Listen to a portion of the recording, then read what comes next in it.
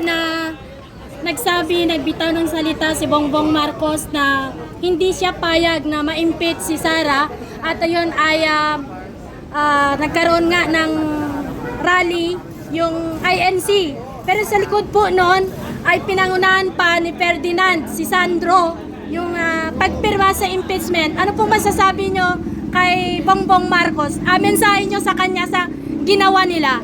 Baliw! Baliw siya, hindi! Baliw!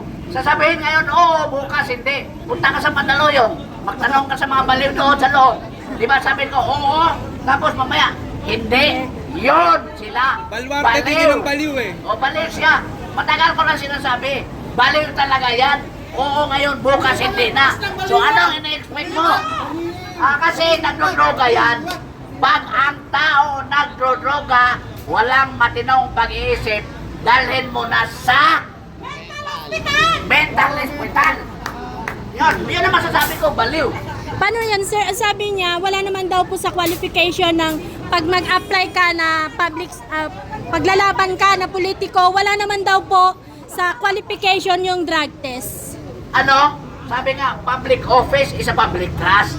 Kailangan matino kang tao. Kaya nga ang nangyari sa kanila, pag nanakaw, pagdodroga, lahat na sinungaling dahil yan ang kanilang pagkatao. Kaya nga, tinachallenge ang Herbole Cortez. Security guard ka pa nag-a-apply na drug test eh. Kaya nga, lahat may dumadaan ng tayo, nagkuha ng lisensya sa LTO, di ba?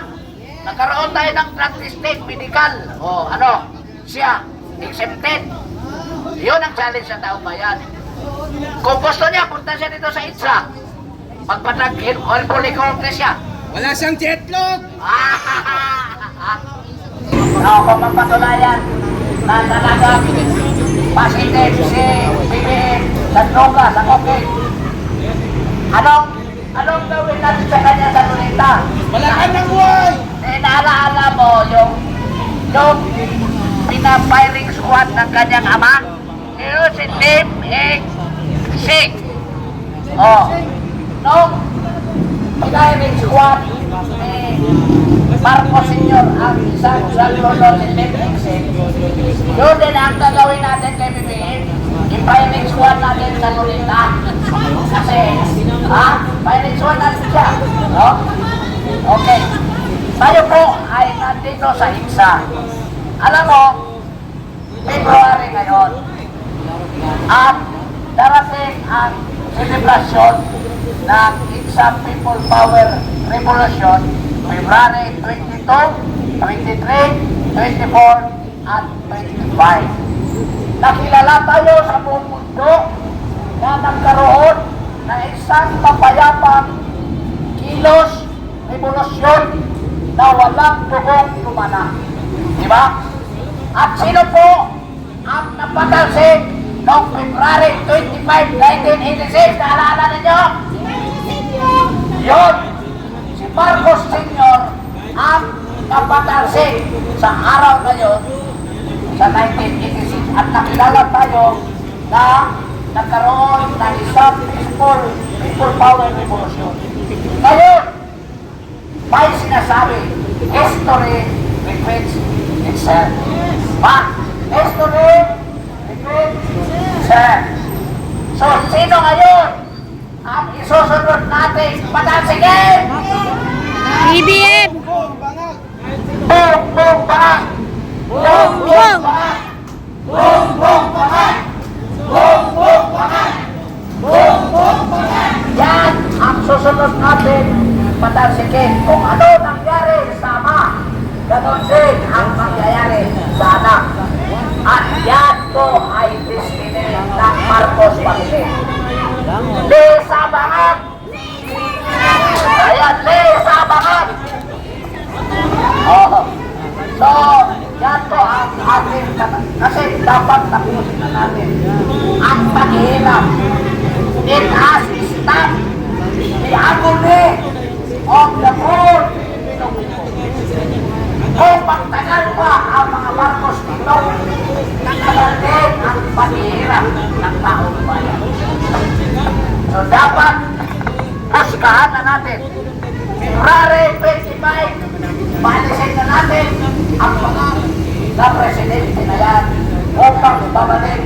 ang kandidat sa ating gobyerno sa bansang ito. At huwag tayong mag-alala dahil alam na alam ko na ang Panginoon ko ay siyang bahala sa lahat.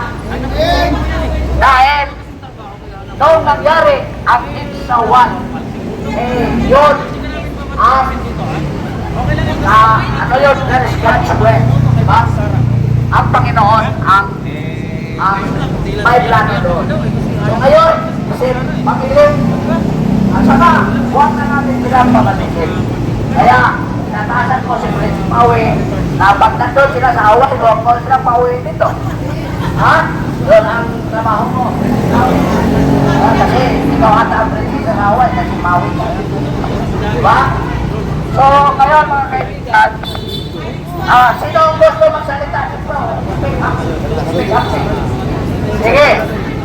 Sino ang gusto magsalita pa? Ano pa nga Pero FW? lapit dito. Kahit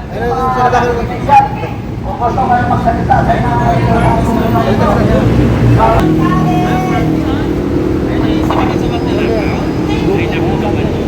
Ayan, si Ma'am Karen.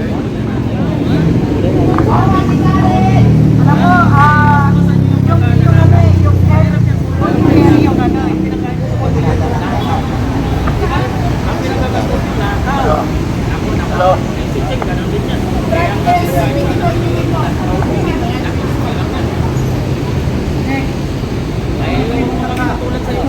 Welcome back. Drug test ang hinihintay ng ating mga apo, ng ating mga anak. Diba? Yung drug test na palagi, kung itong bata, anong bangkitin yun? Anong bangkitin yun? Mahiya naman kayo. Diba?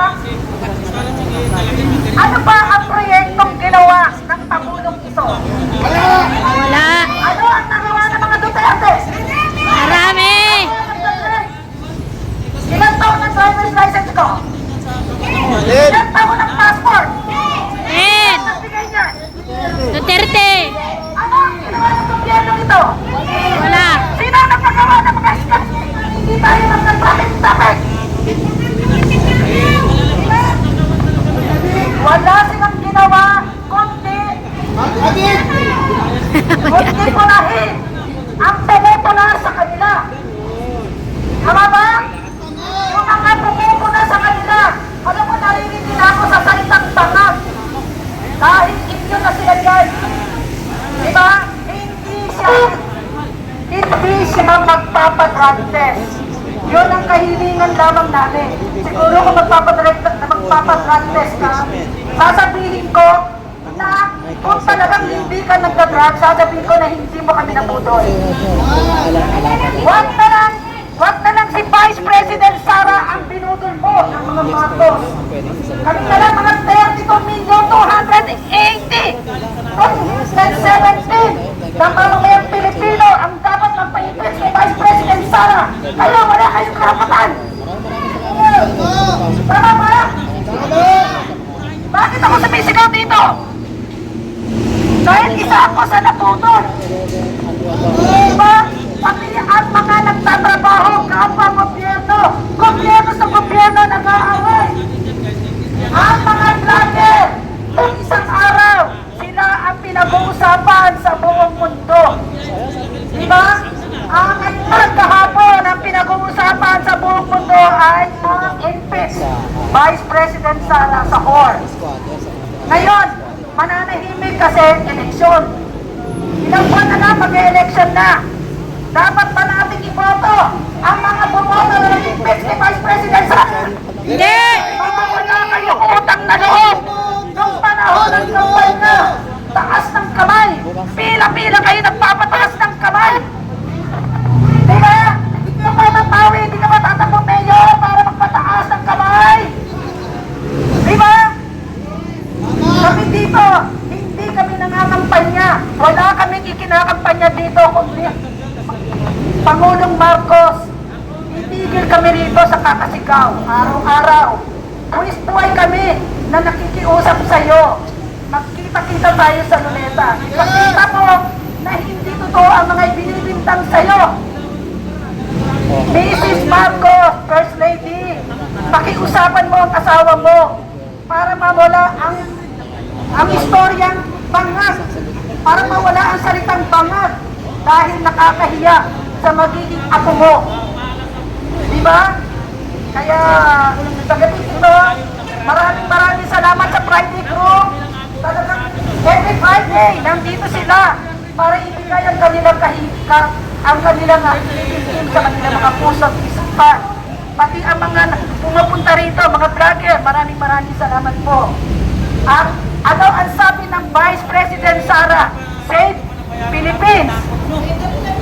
Save the Philippines! Ang sabi ng ating Vice Presidente.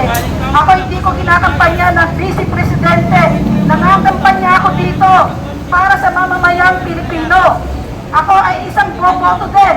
Ako ay isang taxpayer din. Nandito ako para sa aking apo at para sa aking anak at sa magiging kinabukasan ng mga batang susupot pa dito sa mundong ito. Maraming salamat po. Kaya para po ito sa mga kasunod naman, Sir James. Sir James, ano pong masasabi mo doon sa mga kongresta na pumirma sa impeachment ni Bibi? Tapos, pumirma sa impeachment ni Bibi, tapos ang kanilang reason po ay dahil daw po sa i-hold or mawawalan sila ng budget. Para sa po ba, baka reason po ba yun? Ano ang ginawa nitong mga kongresista ay mispula silang mga makabagong Judas Iscariote. Ang ginawa nila, ipinagpalit ng mga kongresista sa 7 pirasong pilak ang ating Vice Presidente. Kaya ang makabagong tawag natin sa mga miyembro ng House of Representatives ay mga Judas. Makabagong Judas Iscariote. Yan po. Wala lang tanong. Wala na ba? Sige. Salamat po sa ating pagtitipon-tipon ngayon. Maraming salamat. At bukas muli. Okay.